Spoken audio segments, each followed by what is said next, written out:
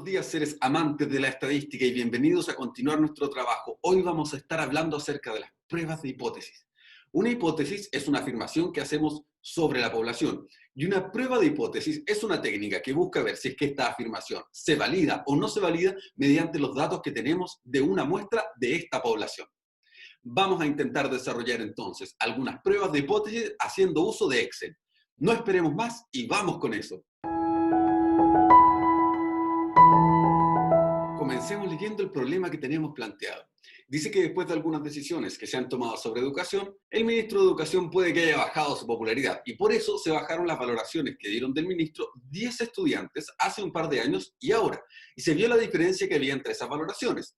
La diferencia en la mayoría de los casos, si lo puedes observar, es negativa, pero también hay algunos casos en que es positiva.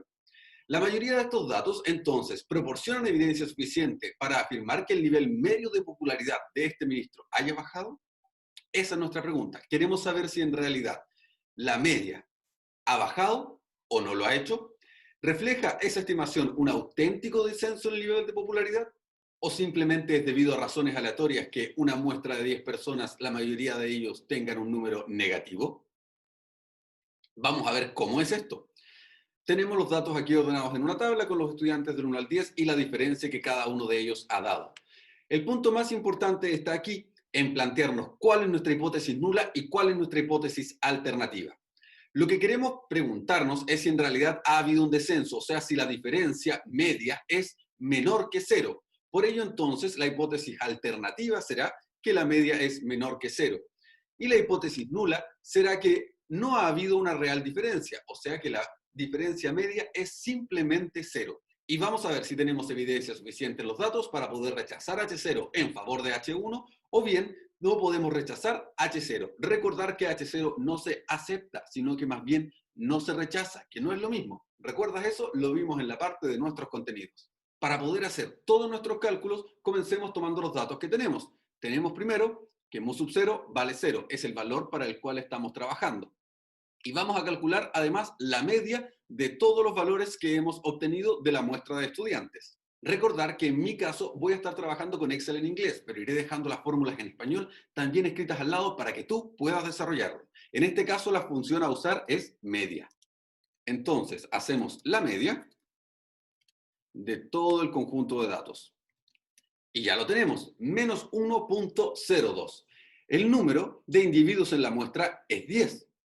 Y la desviación estándar va a ser 1. Vamos a asumir que nos han dado la desviación estándar de toda la población para que podamos trabajar en esta primera parte. El nivel alfa que vamos a elegir es 0.05. Recuerda que el nivel alfa es el nivel de significación y habitualmente se trabaja en niveles del 10%, 5% o del 1%, dependiendo del contexto en el que estés trabajando. Para cualquiera de ellos, sin embargo, se trabaja de manera similar.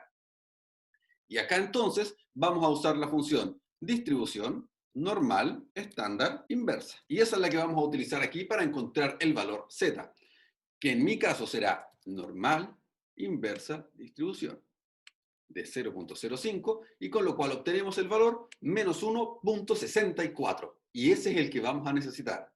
Con este valor va a ser con el que vamos a comparar nuestro estadístico. ¿Y cómo calculábamos nuestro estadístico? Si recuerdas de nuestros contenidos, lo que nosotros hacíamos era, a la media que está ubicada en el valor B16, le restamos el valor de mu sub 0, que en este caso está ubicado en el casillero F8. Ello lo dividimos en el valor de sigma, que está ubicado en el casillero F6, dividido en la raíz del valor de n, que en este caso está ubicado en el casillero F5. Cerramos los paréntesis correspondientes y ya está. Eso es lo que debemos calcular. Ahora hagámoslo haciendo uso de fórmulas. Entonces, dijimos que la media menos el valor de mu sub 0, todo eso va a estar dentro de un paréntesis y lo vamos a dividir, abrimos un paréntesis, en el valor de sigma dividido en la raíz, que en inglés es SQRT, pero en español es raíz de n. Cerramos los paréntesis correspondientes, oprimimos Enter y ese es el valor del estadístico nuestro. Ese es el que debemos comparar con el z sub alfa que teníamos de la parte de arriba. Y ya podemos hacer nuestra decisión. Si observamos el z sub alfa que hemos calculado, que es menos 3.22, y lo comparamos con el z de tabla, que es el que hemos calculado aquí, como z que depende del valor alfa, y es menos 1.64, lo que ocurre es que nuestro valor z es menor que el z de tabla y por tanto se rechaza H0 en favor de H1. Y por tanto existe mucha evidencia para afirmar que la popularidad del ministro es menor que la que tenía hace un par de años. Pero a lo mejor eso no te convence tanto. Podemos calcular también el p-value o p-valor. ¿Cómo lo hacemos? Lo hacemos haciendo uso de la distribución normal estándar. Esta función nos va a ayudar a que seamos capaces de calcular el p-valor y procedemos a calcularlo. En mi caso será normal standard distribution. Vamos a seleccionar el valor y además debemos suministrar un valor que es el 1 para indicar que es la acumulada. Con ello, entonces, podemos observar que el p-value es muy bajo. Es decir, a contar del p-value 0.0006 es que nosotros rechazamos la hipótesis y nuestro p-value es nuestro alfa, o sea, 0.05. Por tanto, estamos más que seguros que rechazamos H0 en favor de H1. Recordar que en este caso estamos trabajando con una prueba unilateral, ¿sí? Por eso estamos trabajando con alfa. En el caso que fuera una prueba bilateral, debemos trabajar con alfa medios.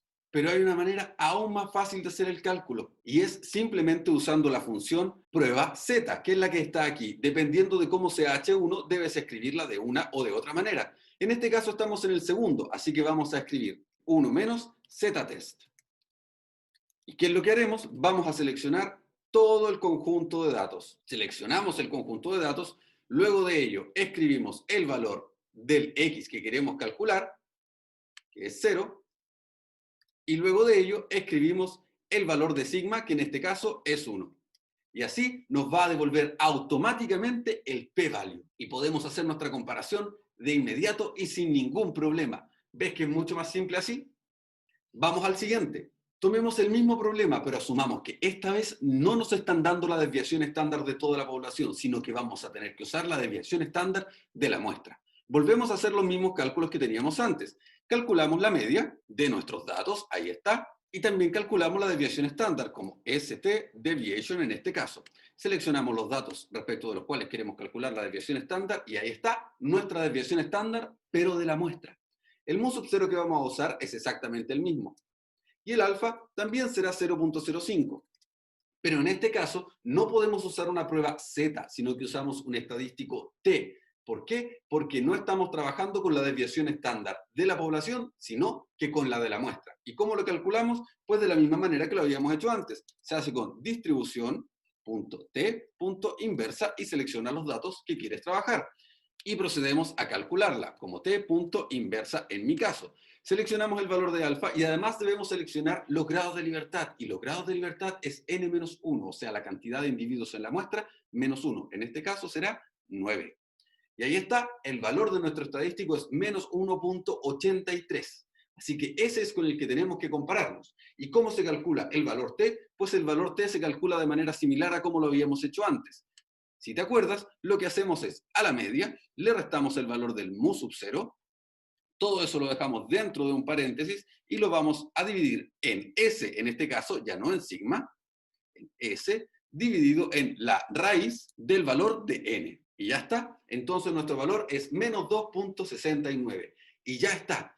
Nuestro t es menor que el t de tabla, por lo cual volvemos a rechazar H0. Es decir, existe evidencia suficiente para afirmar que la popularidad de este ministro sí ha bajado. No puede ser 0.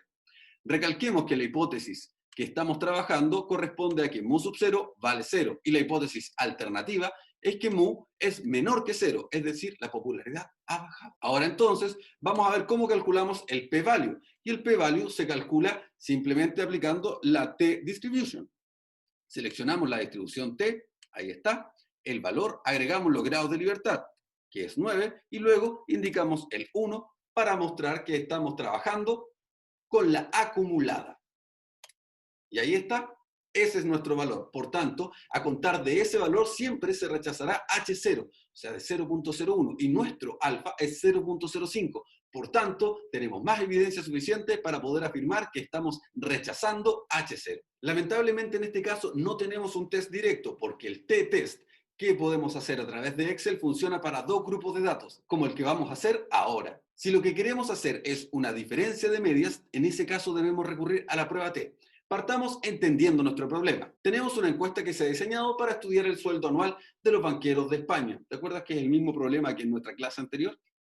Entonces, 10 ejecutivos proporcionaron datos sobre sus sueldos para el año 2012 y 2013 y queremos ver si tenemos evidencia suficiente para afirmar que el sueldo de estos banqueros ha aumentado. Planteamos nuestra hipótesis nula, que corresponde a que la diferencia entre las dos medias es igual a cero, es decir, no ha habido ningún cambio. Y la hipótesis alternativa es que si restamos los sueldos del año 2012 menos los del año 2013 nos va a dar un número negativo, es decir, el 2013 es más grande que el 2012. Teniendo nuestras hipótesis, ahora lo que vamos a hacer es trabajar con el Data Analysis, que ha sido una herramienta que hemos estado usando en todas las aplicaciones de Excel. Vamos a eso.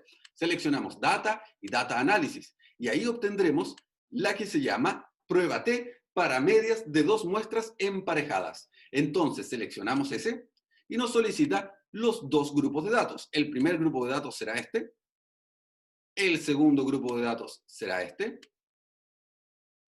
La diferencia hipotética, o sea, la que nosotros hemos planteado, que en este caso es 0, nos dice si es que seleccionamos los nombres, no los seleccionamos, el valor de alfa, que es 0.05, y dónde queremos dejar nuestros resultados. Y ya está, oprimimos OK y obtenemos nuestros datos. Observemos qué es lo que nos dice la tabla. Ampliémoslo un poco para que podamos leer bien, y ahí está.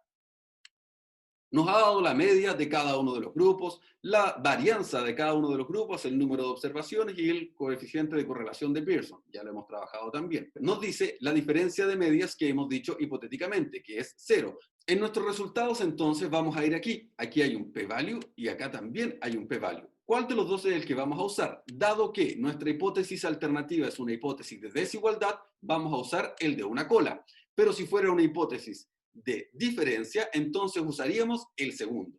Dado que este p-value es 22,5% o 0.22, entonces no tenemos evidencia suficiente para rechazar H0. Es decir, no existe evidencia suficiente para decir que los sueldos de los banqueros han aumentado.